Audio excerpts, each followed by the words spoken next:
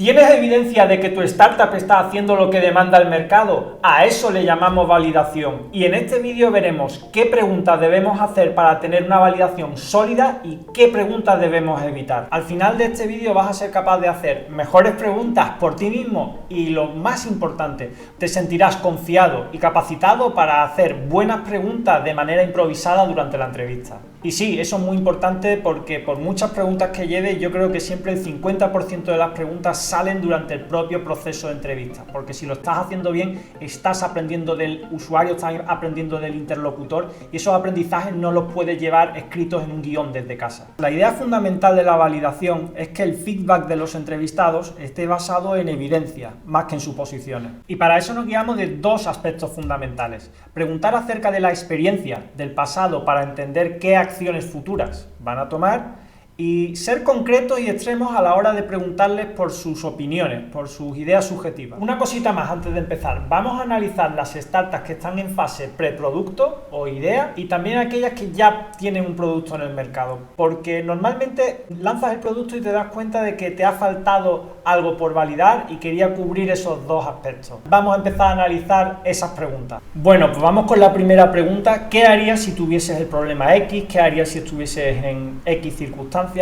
El problema es que nosotros estamos dando el contexto a ese problema, no nos lo está diciendo el entrevistado y así se pierde muchísima información.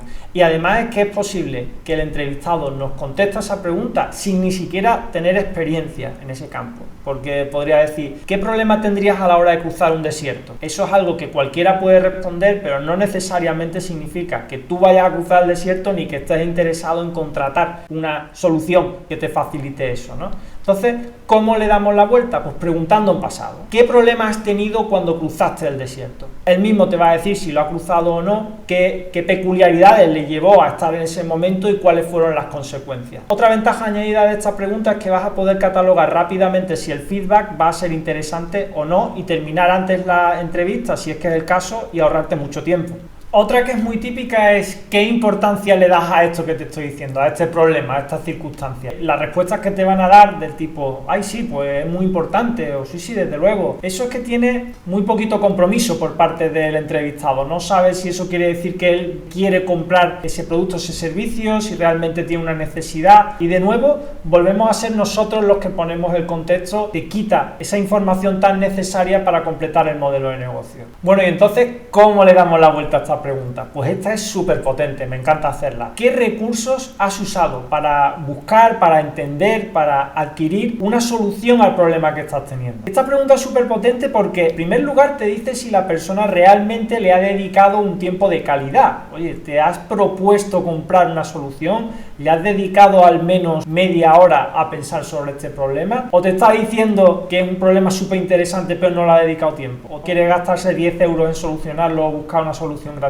Esas son las respuestas incompatibles que este tipo de preguntas tan potentes nos resuelve. Y un punto adicional súper interesante es que te permite detectar a los que son expertos. Esto es algo que le pasó a los fundadores de Airbnb, porque ellos al principio para ganarse a los caseros hacían fotos de muy alta calidad, cuando antes no había fotos de ese tipo, y en una de estas, uno de esos caseros les dijo: he anotado las cosas buenas y las malas del mercado de alquiler vacacional de todos los portales durante los últimos 10 años. Me gustaría enseñároslo. Y bueno, ellos dicen que es uno de los momentos de más suerte a lo largo de su trayectoria en Airbnb, una anécdota que cuentan mucho. Pues este tipo de preguntas ayudan a detectar ese tipo de expertos. Es posible que tengas dudas acerca de otras preguntas que podrían ayudar a validar tu startup. Si es así, déjame un comentario, yo trataré de contestarlos todos, y si tu startup está en una aceleradora, diles que me contacten y tenemos una sesión. Otra pregunta que es muy común es ¿qué solución deberíamos hacer? Y esto siempre que lo escucho recuerdo a Steve Jobs, que decía que no es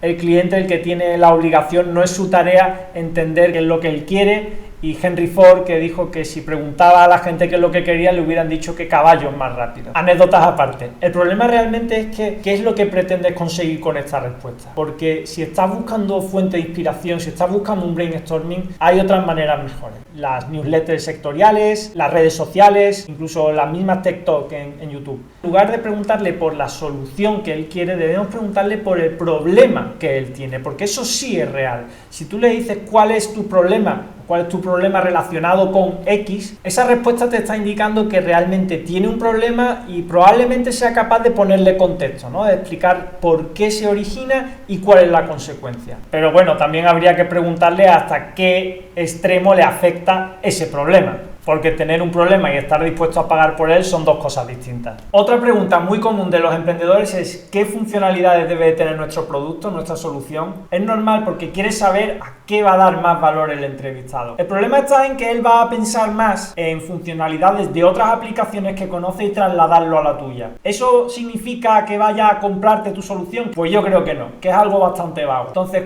¿cómo reformulamos esto para que tenga más sentido? Yo lo que suelo hacer es preguntar ¿qué parte de tu problema es la más grave, por la que estarías dispuesto a pagarme ahora mismo? Y no hablo de precio, ahora después explico por qué. Con esta pregunta conseguimos varias cosas. En primer lugar, tienes que jerarquizar, te va a hablar del aspecto más importante del problema. Y eso básicamente es hablar de funcionalidades. Y también es probable que añada contexto porque estás hablando de una sola parte del problema. Y como hemos visto, lo del contexto siempre es interesante. Y ahora la parte final. Al decir una funcionalidad por la que estés dispuesto a pagarte, estás elevando el tono de la conversación al máximo. Es ciertamente algo agresivo, por eso debemos dejarlo para el final de la entrevista. No importa que la entrevista sea corta o larga, pero esta pregunta déjala para el final. Una vez que le hables de pagar, el prospecto va a estar a la defensiva y tampoco queremos eso, al menos no hasta ahora.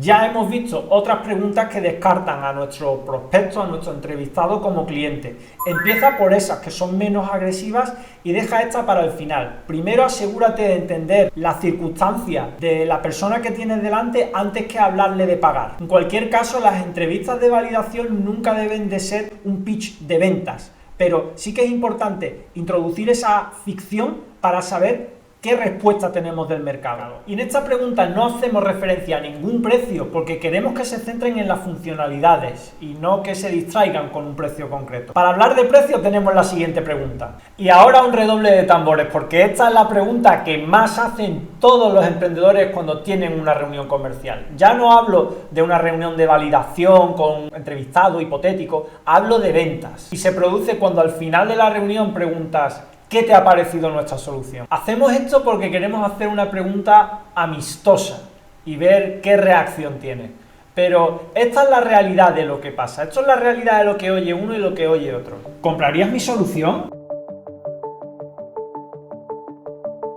¿Está bien? ¿Es ingenioso? Voy a decirle que me gusta. Total, no tengo ningún compromiso. Tampoco gano nada siendo crítico con estos chicos. Y el problema del feedback ya no es solo que no te dé compromiso, sino que no vas a tener ese elemento crítico que tanto te hace falta saber para romper la barrera entre el nice to have y el must. Vamos a buscar el compromiso y vamos a buscar los motivos reales por los que no te comprarían. Y la pregunta es, ¿estás dispuesto a pagar ahora mismo y le das un precio? Aquí sí es importante darle un precio porque tienes que, ya no estamos hablando de ficción, ya no estamos hablando de un entrevistado, estamos hablando de una conversación de ventas. Tienes que tener ese precio en la cabeza. Ese es el punto fuerte de la validación. En validación quieres diferenciar los nice to have, esa reacción que vimos antes exagerada, de los que realmente te quieren. El cementerio de las startups, y ahí tengo yo un par de startups, está lleno de nice to have. Eso no es lo que quieres concreción. Y si no te quiere comprar, te tiene que decir el por qué. Y ahí es donde vas a aprender. Bueno, y en esta respuesta, como además estás validando el precio, pues la pregunta básicamente vale por dos. Si gracias a este vídeo has aprendido algo nuevo, por favor, dale a ese like, suscríbete, porque va a hacer que otros emprendedores que estén empezando a validar puedan encontrar este vídeo más fácilmente. Y bueno, también porque es mi manera de validar que a ti te interesa. Me he dejado para el final una pregunta que es un ejemplo muy completo acerca de lo malo que puede ser el feedback cuando no hacemos la pregunta correcta y llevarnos a conclusiones que nosotros queremos oír pero que no son ciertas. La pregunta es, ¿qué podrás hacer gracias a nuestra solución? De nuevo, esto ya lo sabéis, es algo que carece de contexto, es algo que le vamos a forzar a pensar al usuario que está enfrente. Y os quiero poner un ejemplo muy claro. Quiero hablar de un gato, ¿no? Para cambiarle la rueda al coche por ti mismo. Imaginaros que no existen los gatos. Si tú me enseñas ese producto y me dices cómo usarás el gato, yo te digo, oye, pues la verdad es que es algo que es muy ligero, lo puedo meter en el maletero del coche, no me va a afectar, no ocupa. Y bueno, claro, si tengo un pinchazo, pues puedo cambiar la rueda del coche, hacerlo por mí mismo, eso está genial. Pero la verdad es que voy a seguir llamando al seguro. No sé cambiar una rueda del coche, no es algo que me vuelva loco, no tengo esa necesidad. Llamo al seguro, viene un coche grúa y me cambia esa rueda. Yo he respondido bien a la pregunta, he dicho que me parece interesante por todo lo que puede conseguir, pero no estoy diciendo que esa sea mi circunstancia. Es fundamental que el contexto lo ponga el entrevistado. Entonces, ¿cómo le damos la vuelta a esta pregunta? Le preguntamos, ¿qué es lo que tu problema te impide hacer? ¿Por qué te duele tu problema? Y veréis, a la hora de responder precisamente lo del gato, rápidamente nos daremos cuenta de que yo no cambio la rueda de mi coche y que no es algo que me apetezca. Seguro que muchos contestan igual que yo, ¿no? Que llaman a la grúa.